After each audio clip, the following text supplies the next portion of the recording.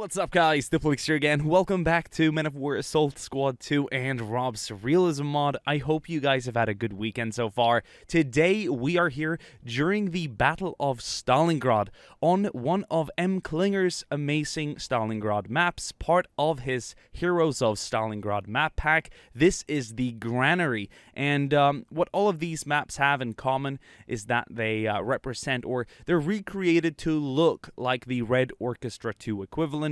He's done a great job with all the maps we've been on so far. I do believe we've tried one or two previously. This might be the third time. I do believe there's like a dozen maps, and most of them are humongous, really big battlefields, just like you do experience in Red Orchestra 2. So if I have some more time over one time, I can try and create some huge battles on said maps, but this one is just perfect for a nice little Sunday bloodshed.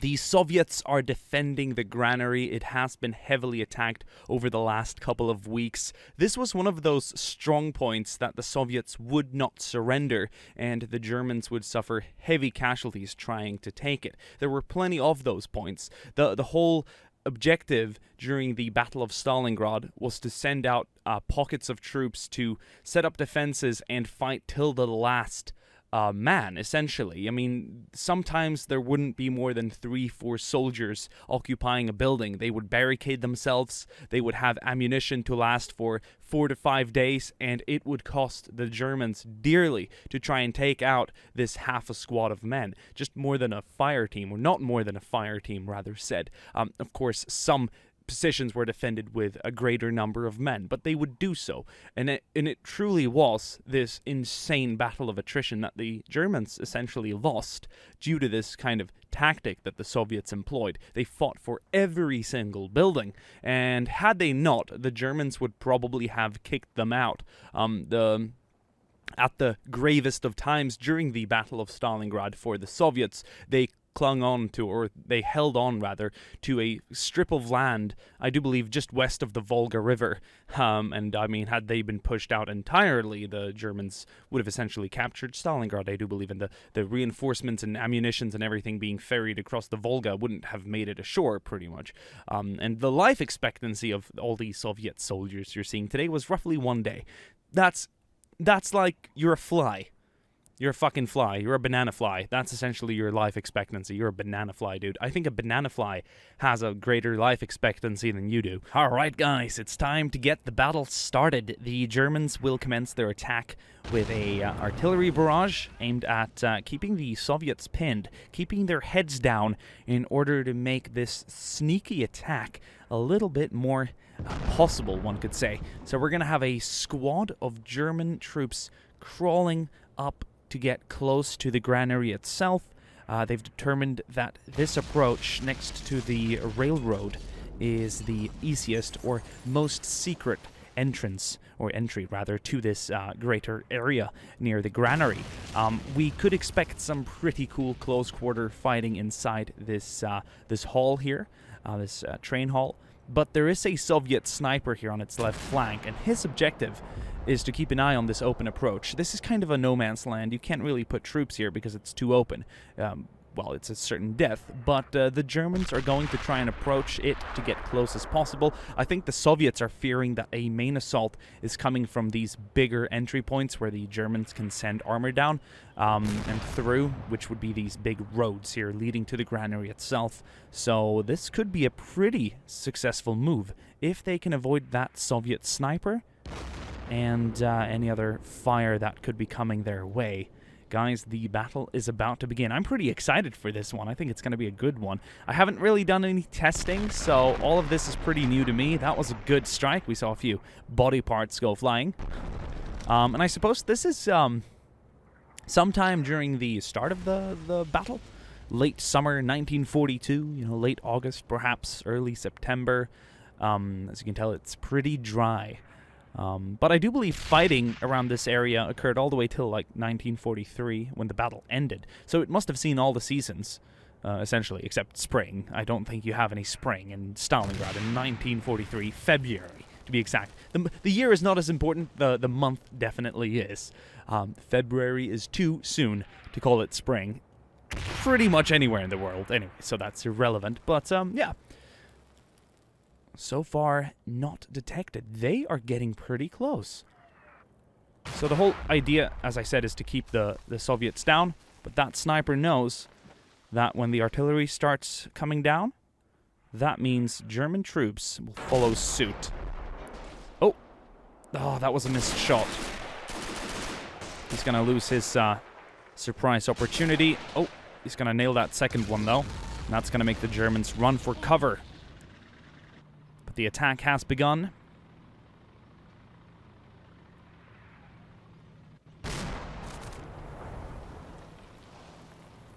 We're going to see a Panzer III roll into the battlefield, and next to it, a Stug 3F. Two tanks that were pretty common during the Battle of Stalingrad, even though they were fairly early war, early to mid, early mid, one could say.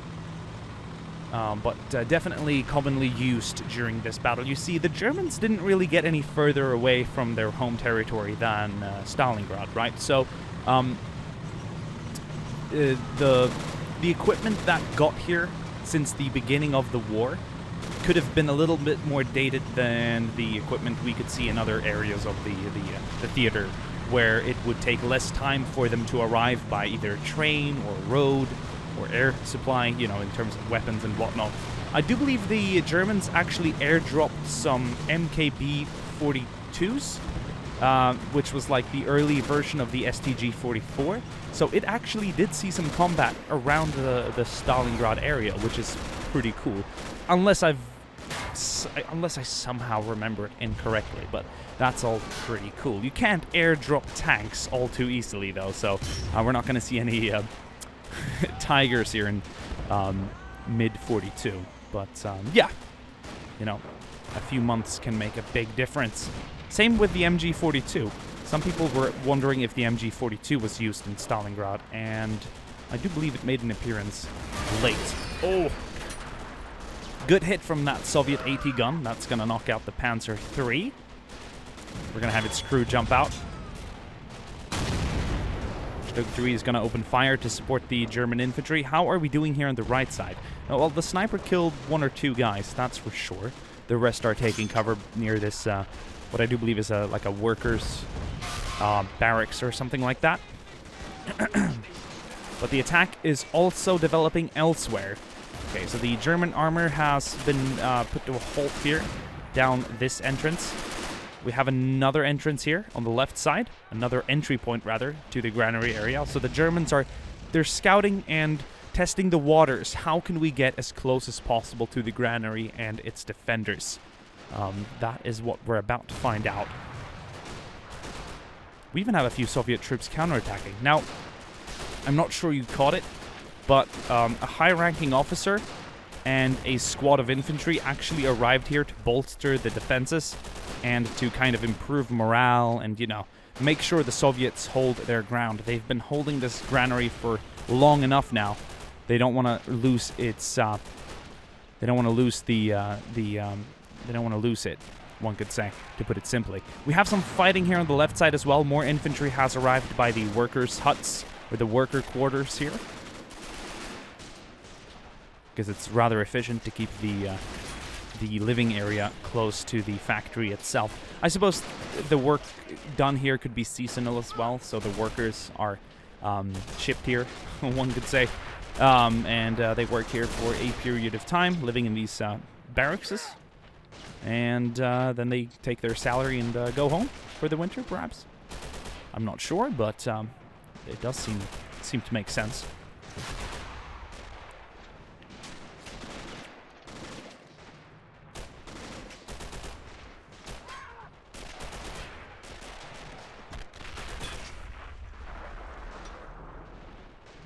We have some more armor arriving down this central road. Another Stug 3 and a Panzer III.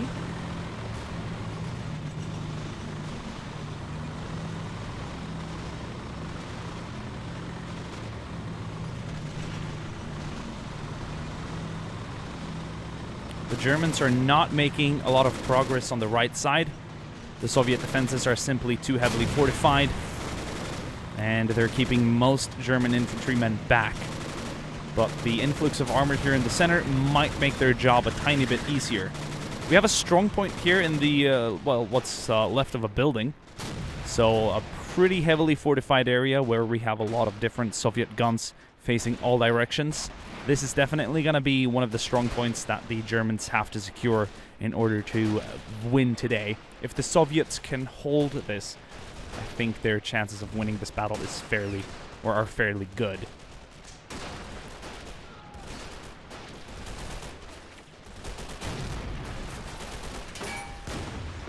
This here is one of the harder lines to take in today's battle. Pretty heavily fortified, lots of hard cover, and the attacking approach is very open.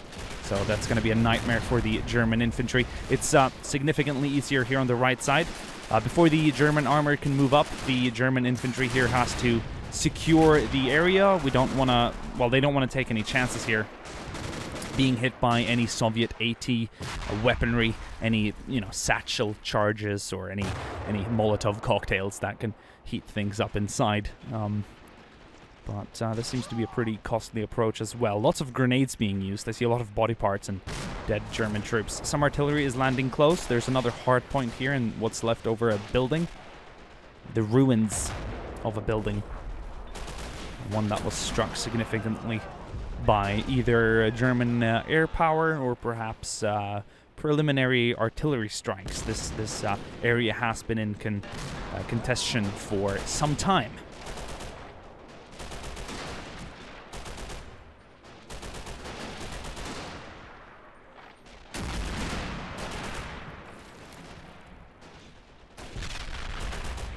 Okay, we're going to move over to the German right flank, where the infantry is finding little cover here behind the leftovers of the German armor here on the right side. There are a few trenches they could occupy here on the left side, but they are also quite exposed. Lots of Soviet guns around it with good view of the internals of the trenches, so that's not a safe spot by any means. Okay, German armor is moving up now. The infantry has secured the workers' quarters here, so that's all good. Oh, see that strong point? That machine gunner. Putting some burst fire salvos on the German troops down below, killing them. It's pretty cool to see how a battle like this develops over time. I'll always find it quite fascinating. Oh, one Panzer III getting a bit close to the Soviet infantry around here. This could cost it dearly. Oh, it's going to use its 50mm main gun to engage the infantry nearby. I think there's a lack of just, you know, ordinary AT weaponry among the infantry squads this early in the war. AT grenades were only seen among, like, NCOs and special infantry, so most regular troops defending this area here don't have any AT capacity. We did see a Molotov cocktail being used, but that was about it. The Panzer III shrugged it off rather easily. We have an influx of infantry arriving right now. That's good for the Soviets. 2 infantry squads being offloaded over there. Fresh recruits, probably, straight from Volga, one could say. Here is the commander's vehicle and his entourage. They have been dispersed and set up around the battlefield since long ago. They could even all be dead by now, with the life expectancy of 1 day. That's very likely. Another 2 squads have just arrived here, and this is also cool, kind of a rear defense line, with some high-ranking officers, a Maxim machine gun, AT rifles and whatnot. You see, the Soviets would not always deploy their best stuff up the front. They would go from bad to better, you know, or the worst to better. Whereas the Germans would not have that same approach to warfare, where they would deploy the worst and then the better. They would always try and bring up the best as soon as possible. So the Soviets, even though the situation seemed dire, they would always have some pretty heavy fortified rear defensive lines, and they would sacrifice the worst. They would sacrifice the weak. They would sacrifice the ill-equipped.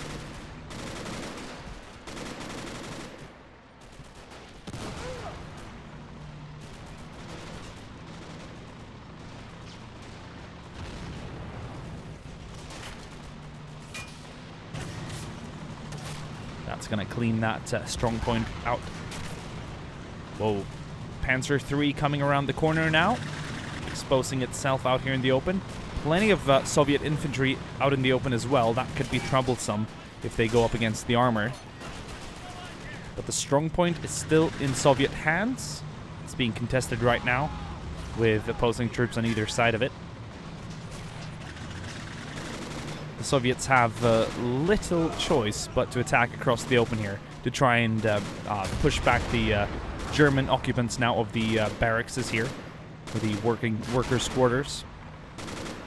One whole platoon is actually going up against a Panzer III. I have no idea how this is going to end good for them, or well for them rather, but they're pushing up one step at a time. They might even get some troops with what little AT capacity they have close enough to throw a grenade or so. But I don't know. I think it's up to this submachine gunner. There we go. Pretty decent throw. A very long one, to say the least. But that Molotov is not going to do anything to touch that Panzer III. They would definitely need something with a more explosive power. Yeah, that 50mm and MG34 is going to kill most of those Soviet attackers. That's unfortunate for them. I believe the platoon here on the right side is doing a little bit better given the cover they have.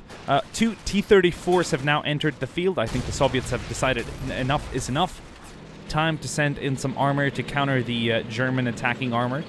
Well, we do have that Stug 3 in the center, and one, I do believe, disabled Panzer III here on the right side. Its tracks are down.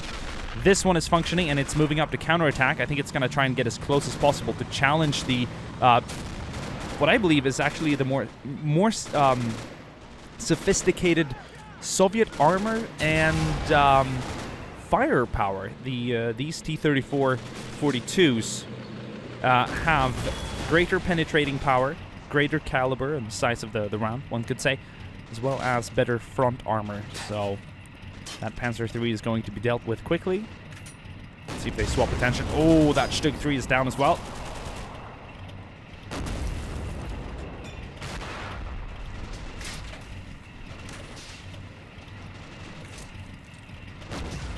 Nice. They are in a heated exchange right now.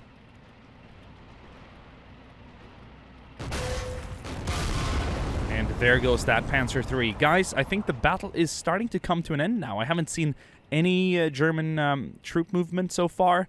Most of the infantry is staying back. They did not pierce the defenses here on the right side. And the Soviet Granary will remain in Soviet hands.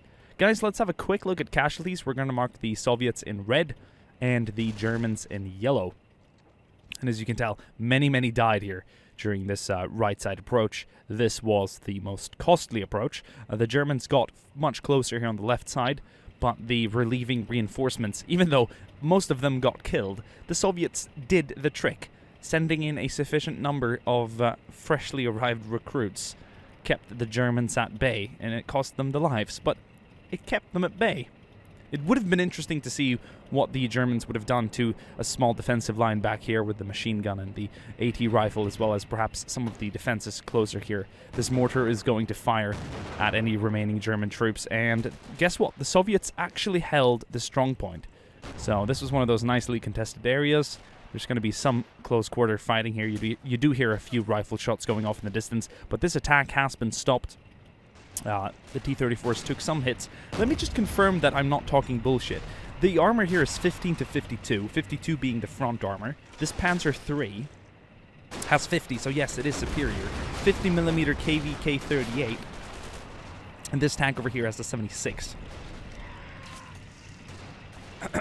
And I did get it right with the Stug 3F, which is pretty much non-existent. It has a 75, of course, but short barrel, I mean, it's a infantry support tank. It's an assault gun meant to knock down hard points and cover, not really meant to fight enemy tanks.